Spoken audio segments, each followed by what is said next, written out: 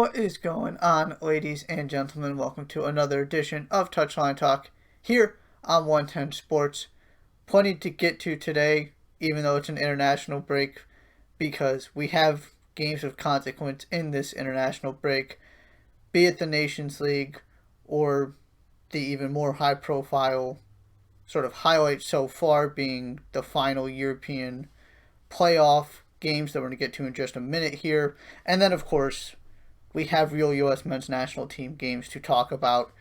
They're meaningless friendlies, but it's that time where we're going to overreact and make as many conclusions as possible because it's just awesome to see that team back on the field in some way, shape, or form. So we're going to get to all of that today. As we do every Tuesday, we're going to start with our first five. And we're going to start with these Euro qualifiers and these final play-in spots. If we get the kind of tournament next summer that is what the kind of things that we saw in these last couple play-in spots, we're going to be in for a real treat. This was as good as it gets in terms of drama. Your least dramatic of these four games was North Macedonia's win 1-0. Nothing too crazy here, but still a tightly contested game. 37-year-old Goran Pandev scores to send North Macedonia to the Euros.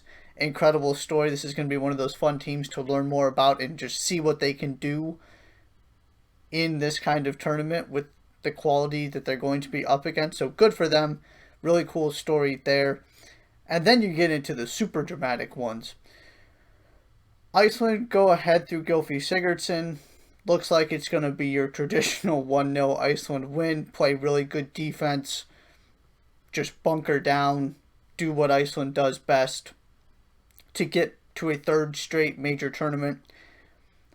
But then Hungary find a way to get back in the game. 88th minute. And it's all level. And then right after that, 92nd minute, here comes Dominik Szoboszlai to not only get Hungary back in this game, but now Hungary is ahead.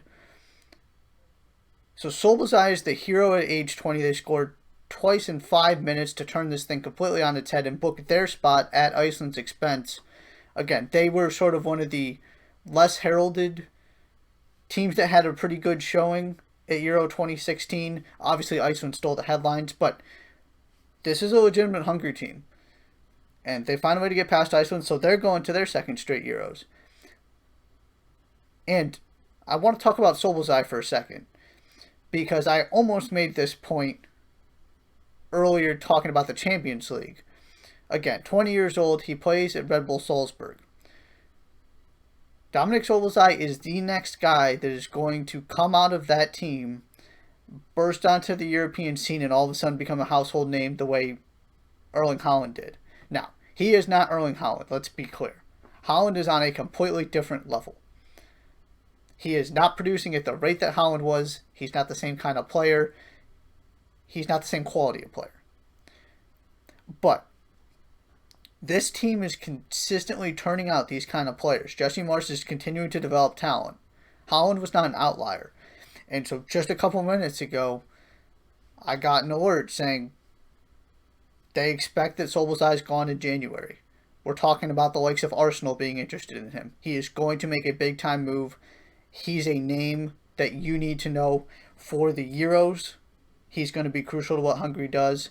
And just generally speaking, he's going to be one of the next rising stars in Europe. Again, only 20. He scores the winner to put his country in the Euros. He's already made a name for himself somewhat in the Champions League with his performances. Dominik Szoboszlai is on track to be a big time player, and you saw him be able to make the difference to put his country into the Euros for the second straight competition. So congratulations to Hungary. Then we go to Slovakia, Northern Ireland. Slovakia score 17th minute. Find a way to get ahead. Then Northern Ireland rallies, gets an own goal in the 87th. Again, drama all over the place to equalize. So you're going to extra time after Hungary score in stoppage time to win. This one goes to extra time. And it's decided in favor of Slovakia on a moment that Johnny Evans will look back on probably for the rest of his life. He's been so consistent. He's obviously so important to what that Northern Ireland team does. And the fact that they even got this far is in large part a testament to him as one of their key players. He's so consistent for Leicester. He's had such a good career. You just don't see moments like that from him very often. But he gets all turned around. The ball bounces off of him. Goalkeeper doesn't cover himself in glory either. So a couple errors, and all of a sudden, it's one opportunity. Slovakia take advantage, and they're through as well. So congratulations to Slovakia. Tough loss for Northern Ireland.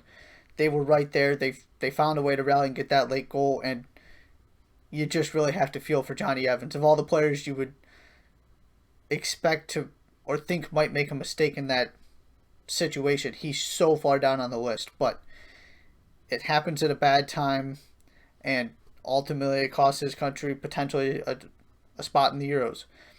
And then we get to the premier matchup of these play-ins, which is Scotland and Serbia. And before we get into all of this, I do want to set the stage a little bit, because it's easy, I think, to underestimate how good this Serbian team is and the magnitude of what happened from their perspective as well. Because Scotland obviously wins in a shootout, so the story is going to be Scotland going back to the first major tournament since 1998. That's the headliner. But there's also a really interesting discussion to be had on Serbia that I'm going to get to in a minute here. But ultimately, Scotland come out the better team. Serbia just didn't show up until Luka Jovic was put on the field in the 70th minute. It was perplexing and incredibly disappointing. Taylor Twellman was getting quite frustrated on the broadcast, and rightfully so, of just not understanding why there was no sense of urgency, no real intensity to it. All of a sudden, Jovic comes on, everything changes. He gets the goal to equalize, and then here comes Serbia. And they have the better opportunities. They were absolutely the team that you looked at as the more likely to find a way to get that next goal, be it at the end of regular time or in extra time, whatever it might be. But ultimately, they can't do it. So we're going to another shootout. Scotland, again, perfect in a shootout. And it ends up being Alexander Mitrovic, of all players, who misses the penalty at the end, saved by David Marshall. And there you have it. Scotland is through, again, first major tournament since 1998. Massive congratulations. That is a good team.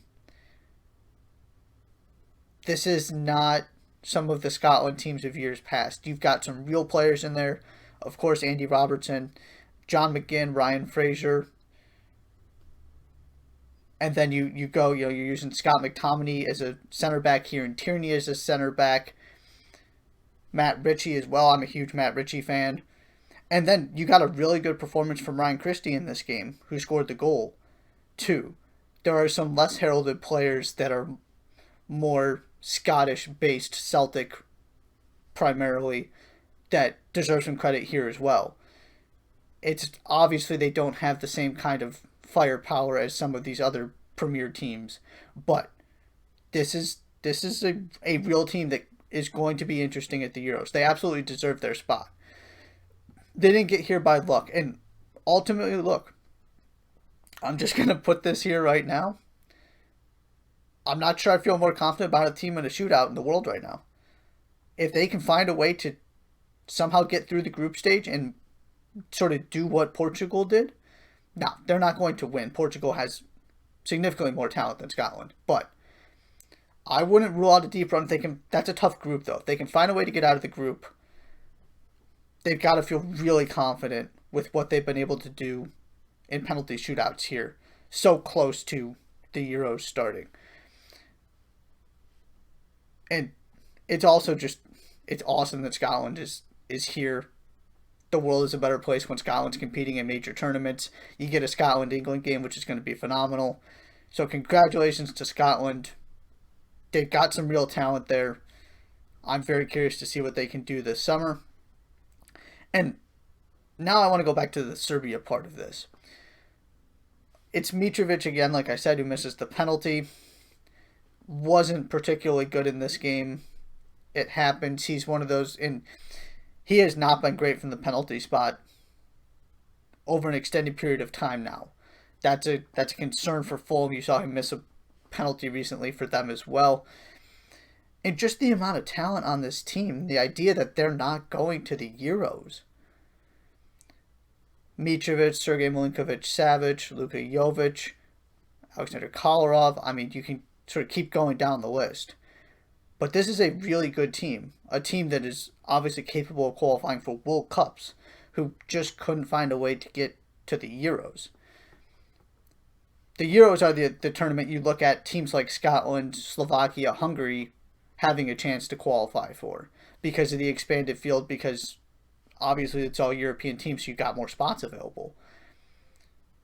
I look at Serbia, and to me that should be a lock. I would give them an outside chance of finding a way to make the semifinals or even the final maybe, if everything breaks right for them, and they're not even going to be there. They were the favorites in this game. They should have won this game, and they just didn't show up until it was too late. And you got to give credit to Scotland. They came out ready to go, showed some resilience, fortitude.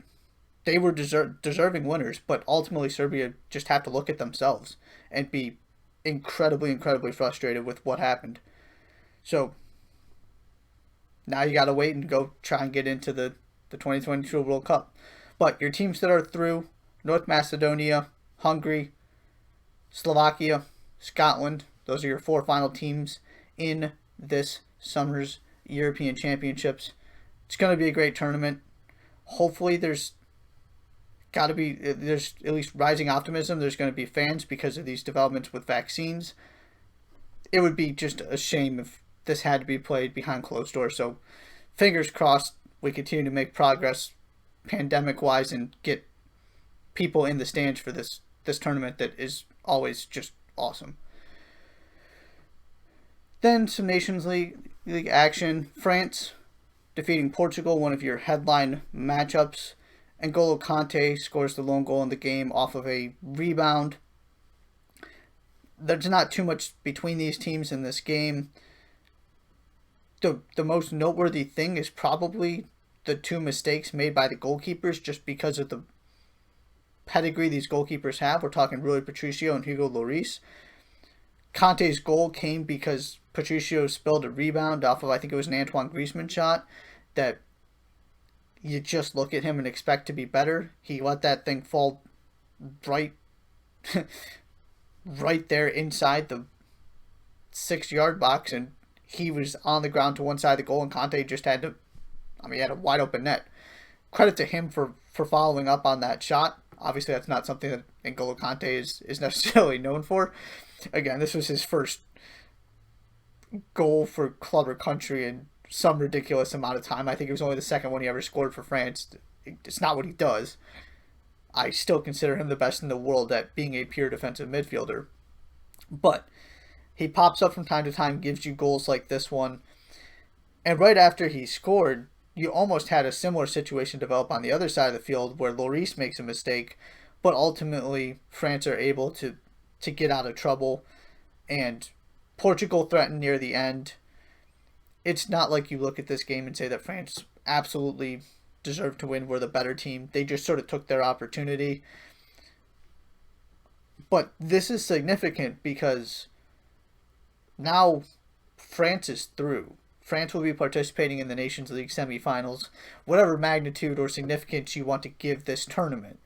This result determined the group, which means that Portugal does not have a chance to defend their Nations League crown. And just the reality that they are, since the 2016 Euros, you've had 3 major trophies essentially available in the Euros, the World Cup, in the Nations League that Portugal is participating in. They've won 2 of them. So they're not participating in the final stage of the Nations League. Again, make of it what you will. It doesn't change the reality that they're going to be one of the favorites at the Euros this summer. But I did want to point out that this game did have consequences aside from just we get to watch France play Portugal. So France wins that group thanks to N'Golo Kante.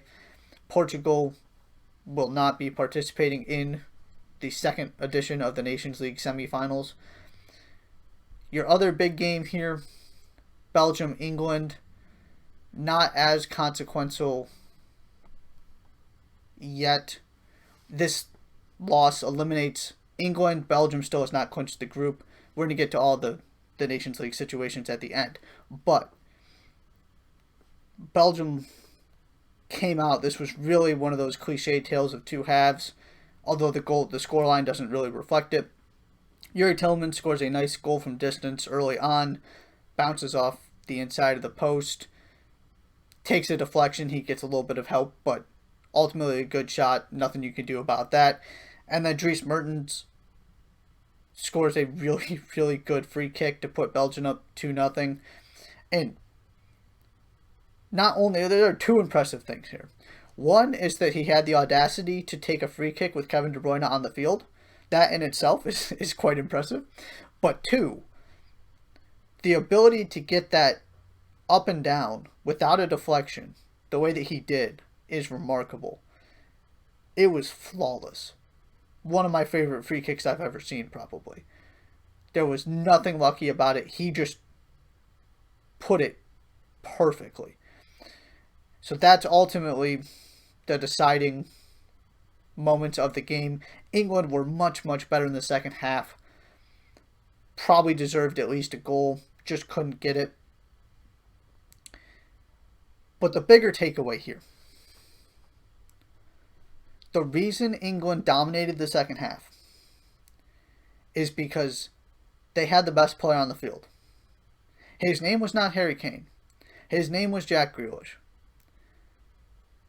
What we learned in this game, more than anything else, is that come this summer, and for the foreseeable future, Jack Grealish should be in every starting 11 of significance that Gareth Southgate puts out there.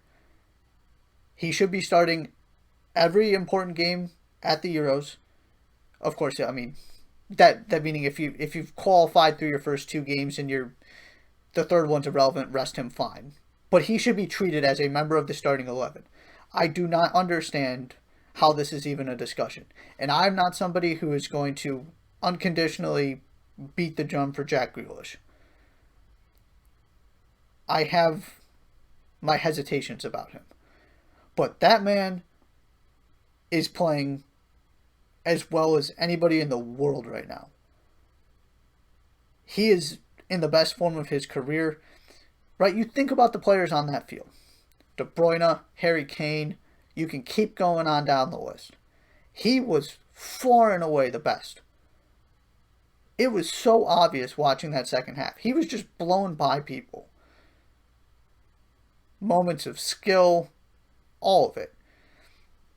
And he is rather unique,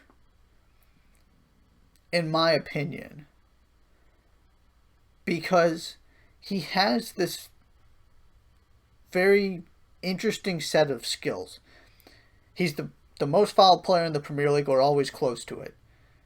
People take him out in a way that they don't take anybody else in the Premier League out just because you can't stay in front of him. They just whack at his ankles all the time. That's not him getting lucky. That's him being that good with the ball. He also is a very good passer that sometimes it can go under the radar just because of how much he's asked to do and the other things he does so well. But he can absolutely open up a defense with a pass. And also, he's just terrifying when he's driving at you. He just picks the ball up and he's coming after you time and time again, which is what makes him different than, say, a De Bruyne. I'm not saying he's a better player than De Bruyne. He's nowhere near the crosser and the passer De Bruyne is. But, right, De Bruyne is going to kind of sit there and facilitate things. Jack Grealish is just going to come at you. I'm not sure there's a more difficult player to defend in the Premier League right now than Grealish. Just watch him play. He has taken his game to an entirely different level. And I brought this up at the beginning of the year from an Aston Villa perspective. Part of the reason I like the Ollie Watkins move so much was not only am I a huge Ollie Watkins guy, but it's just not that hard to figure out. If you give Jack Grealish people that can put the ball in the back of the end and the ball in the back of the net, when he creates all of those chances, they're going to be exponentially better. And that's pretty much what's happening. Now he's getting some help, and Watkins has been even better than I thought he would be. But Grealish is that much of a difference maker. He just needs a little bit of help. That was what stood out to me about this game. This was his, if I remember correctly, this was his first competitive appearance for England. He hasn't been used all that much. He had to wait a long time to finally get into this team after switching from Ireland. And there's a hole in that midfield right now that I was playing this game with a friend a while back of if England's playing in a tournament tomorrow, who's your starting 11? And I had James Maddison in that spot. Right, that spot was Dele Alli's, but obviously it is no longer Dele Alli's. And completely changed my mind. That's Jack Grealish's spot, no doubt about it. So that idea of putting him, Jordan Henderson, and Declan Rice, for example, in that midfield three, it's really well balanced. You've got guys who are going to...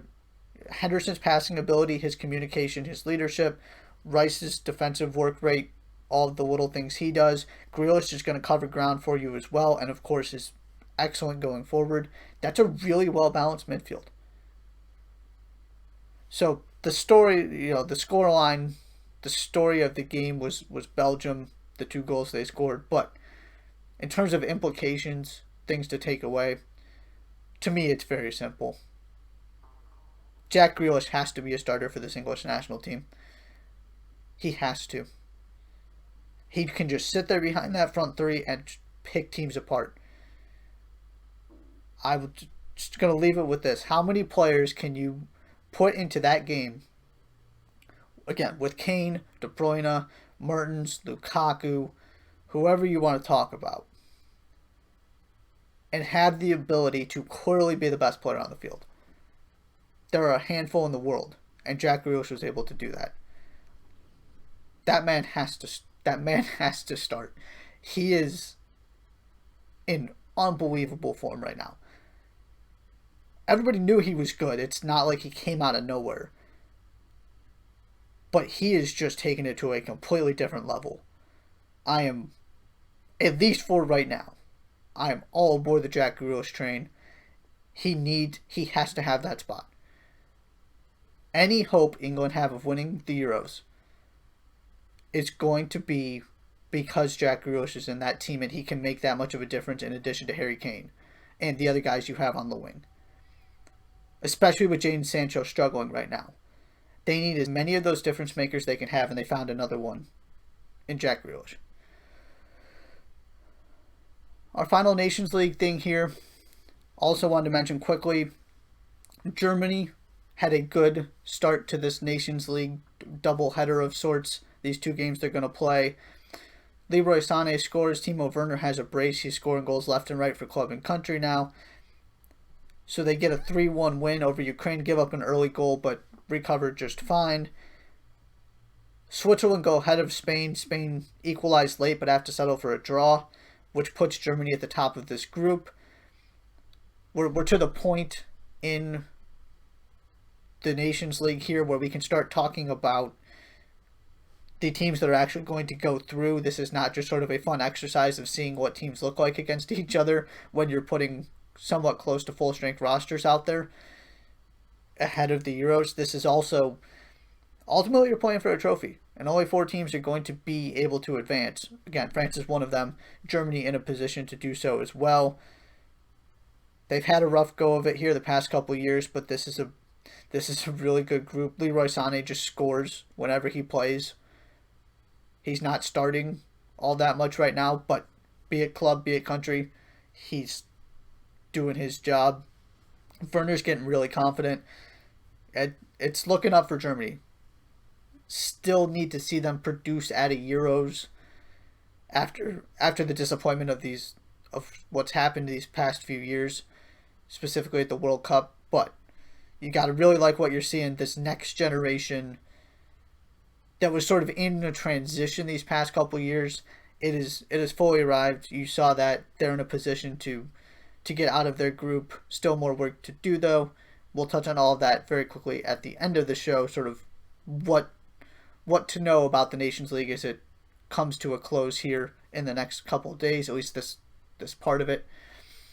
And then finally, before we take our first break, also wanted to talk about the interesting developments in the NWSL.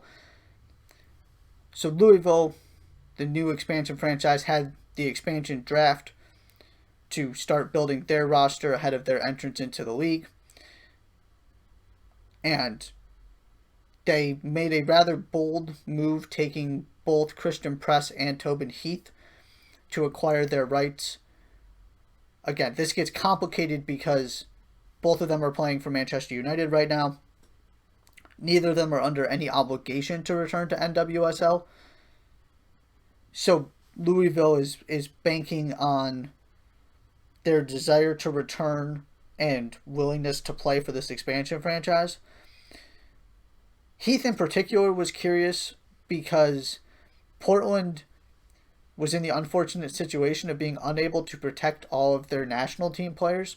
You could only protect a certain amount, and they have too many, especially after acquiring Crystal Dunn. So you had two choices, basically, if you were going to go this direction, between Tobin Heath and Adriana Franch.